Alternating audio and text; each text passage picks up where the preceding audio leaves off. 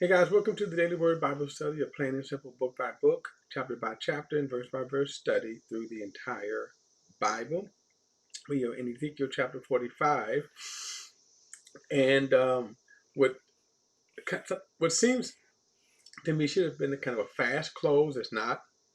We are going through reading certain things that the instructions of the temple, and the question, of course, that comes up is when is this temple to be constructed, or in other words, what was the time frame in the mind of God that this temple was to be uh, completed? And as I said last time, I had to come to the conclusion that I jumped to a conclusion that I assumed this was a end time prophecy vision. It didn't say that. It just said it was a vision. And because I was wrestling with the construction of this temple, the precise details of it that fit the law of Moses, that fit the statutes of Moses. And that's where I was um, questioning, the very detailed temple service, Levitical service, sin offerings, all the Levitical service, all the services. When I say Levitical, the tribe of Levi, but also pretty much that was cited in the book of Leviticus. So let's get back to it. And this is, by the way, I want to say this because I am skimming over a lot of the details of the very tedious details that Ezekiel is shown about this temple here. This is what artist renditions will say it might look like, which is not so much different than Solomon's temple. Um, but here we go.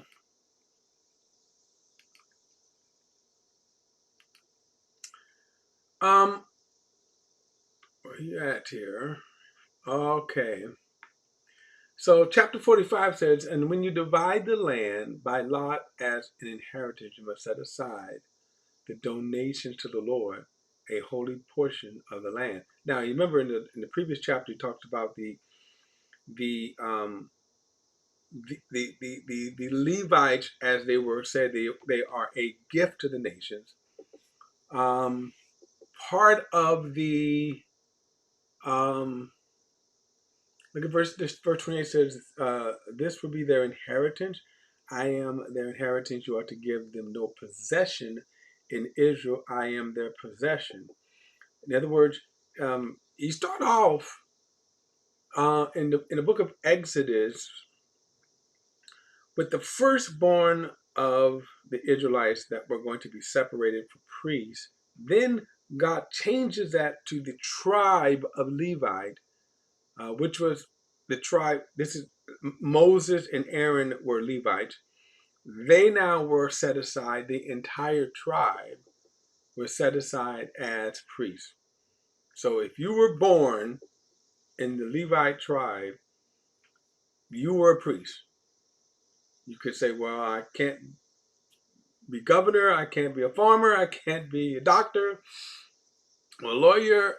I'm a priest. That's God has set them aside to be priests. Okay, and so He gave them a possession. As priests, they were given land throughout Israel, and obviously the temple for the temple service. The people were to give, and all of the best of the offering, they lived off of that. The priest lived off of that offering in order to serve as priests.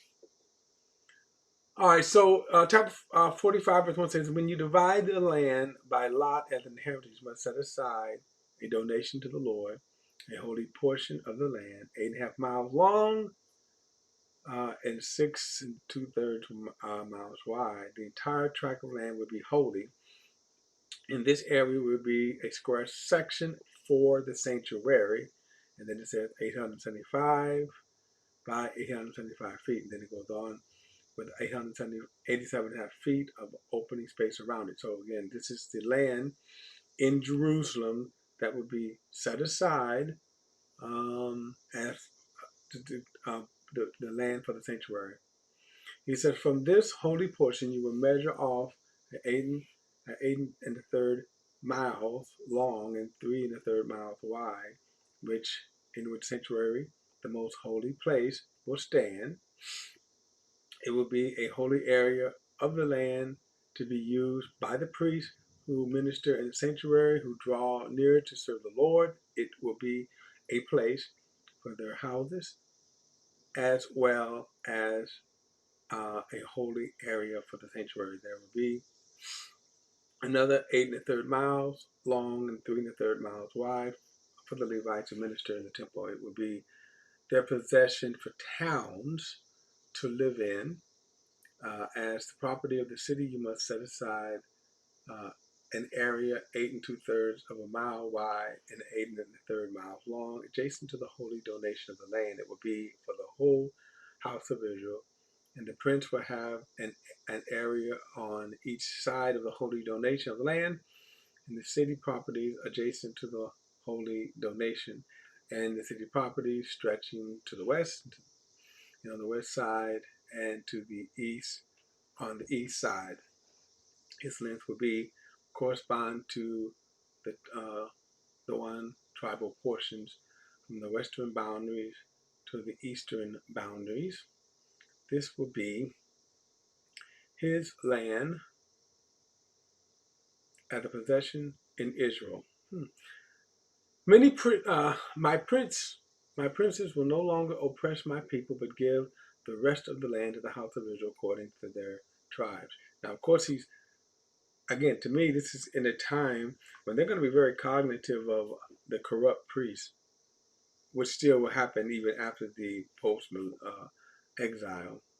It says, this is what the Lord God says.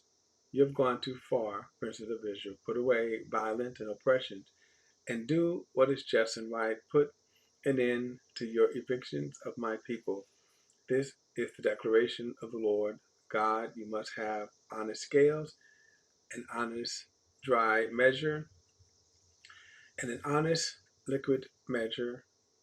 The dry measure and the liquid measure will be uniform, with the liquid measure containing 5.5 gallons, and dry measures holding half a bushel, and the measurements will be a tenth of a standard larger capacity measure. The shekel will weigh 20 gershon. Your mina will equals 60 shekels. All right. This is the contribution. You ought to offer: 3 quarts from 5 bushels of wheat. And it goes. I'm going to skip through, and it talks about all of the kind of the measurement of the kind of offerings that people should give. It says, look at verse 16. All the people of the land must take part in the contributions for the prince in Israel. Kind of interesting when he talks about the prince in Israel here. For example, who is he referring to? We can certainly say the leader whenever this temple is going to be built. Then the burnt offerings, the grain offerings, and the drink offerings, and for the festivals, new moon, Sabbaths, for all the appointed times of the house of Israel, will be the prince's responsibility. He will provide the sin offerings, grain offerings, burnt offerings, and the fellowship offerings to make atonement on the behalf of the house of Israel. So, again, this is a full-blown, full-service, Levitical service temple under the law of Moses, which tells me that the timing of this is under the law of Moses, and tells me it cannot be past at that time, which means when Jesus comes, this temple here would not have been in the effect according to these statutes. Verse 18, this is what the Lord God says: in the first month, on the first day of the month, you are to take unblemished bull and purify the sanctuary. You must take some of the blood from the sin offering and apply it to the temple doorpost, the 4 corners of the altar's ledge and the doorpost of the gate of the inner court. You must do the same on the seventh day of the month for everyone who sins unintentionally or through ignorance. In this way, you will make an atonement for the temple in the first month. Now, this term here, think about this when he says you must do the same for everyone who sins unintentionally or through ignorance. Now, there is an offering for those who sin willfully. And the language here would also tells you that God's standards is God's standards whether you know about it or not. So for example, let's just say if someone absolutely did not know, let's just say somebody didn't know. And if you kind of go back, they were to teach the people. Remember we read that. They were to teach the people what is holy and what is not holy. One of the greatest generations that you will see in Israel's history is when you had kings and then priests who taught the people. And we could even go further. We could go further and transfer that into even today. Churches that teach the people are the spiritually strong churches. Churches that do not teach are not spiritually strong. Okay, which is why they have all of this garbage stuff that they go through. All of this the one of the reasons why they have to have um, um, the services the way that they have the services is that they have to keep the people's attention. Okay, they have to keep the people's attention with showmen and all that kind of stuff. But when you teach the people, that is always the strongest. And so the priests here they were to teach the people God's ordinances. But let's say they didn't, on the case where a person who on the Sabbath day gathered sticks to burn a fire, but he generally didn't know. You may say, well, how in the world that would have happened? But let's say it was possible that he didn't know. This would be a sin unintentionally. Okay? Verse 21. In the first month, on the 14th day of the month, you are to celebrate the Passover, a festival of 7 days during which unleavened bread will be eaten. Now, the Passover obviously was the commemoration, the celebration of Israel going out the very night that God broke the neck of Egypt. He killed the firstborn, everything in Egypt. And on that night, Pharaoh said, you go, right? And when they marched out, they said, this Passover, the Passover that they told him, he said, look, tonight, it's going to be the last night you're going to be in Egypt. I am going to strike Egypt's firstborn, everyone, even the animals, right? The slaves, anything that's the firstborn in Egypt, except for the Israelites. And then he says, so what you need to do is you need to kill a lamb, take his blood, and put it over the doorpost. So that when the death angel passes through Egypt, he will pass over your door. Now, if you don't have that blood on there, guess what? The death angel is not going to pass over. So all of Israelites did as the Lord said. That's why it's called the Passover, because the death angel passed over the house of the Israelites who had the blood.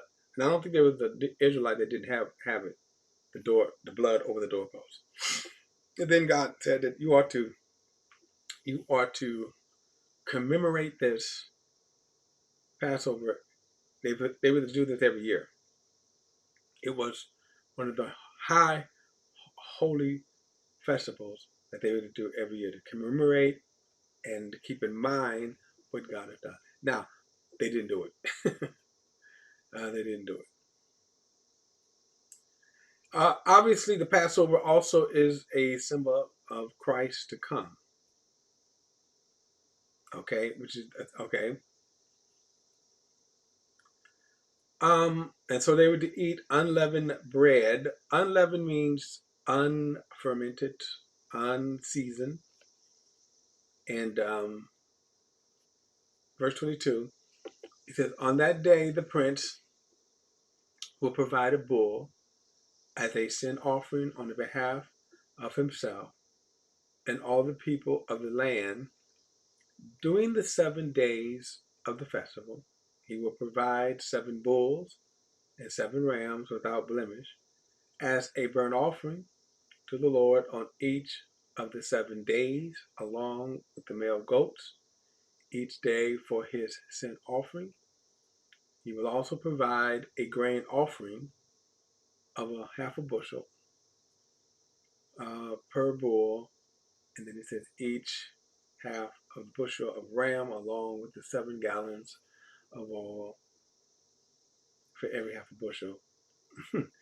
At the festival, at the festivals that beginning on the 15th day of the 7th month, he will provide the 7 things for the 7 days, the same sin offering, burnt offerings, and the grain offerings, and the oil. Now, the government, you could say, was to provide then all of what is needed. In other words, if they had to go out and purchase that, they had to go out and buy all that. Okay, they had to go, and of course, in this case here, you have what is the marriage of church and state. The marriage of church and state. Okay, and but I'm gonna just do a color outside the lines here. This is what you call a theocracy. And Israel really is the only kind of theocracy. No other nation ever, you could say, that is a theocracy. There are people who try to treat America as a theocracy, but it is not. America is not even a Christian nation. America, first of all, there is no such thing as a Christian nation. And we can get into this whole argument in another case, right? But there is no such thing as a Christian nation. The church was never, ever, ever commanded to be a nation or to conquer nation or to try to get laws in the nation. Because in order for you to have a Christian nation, every woman would have to be born again.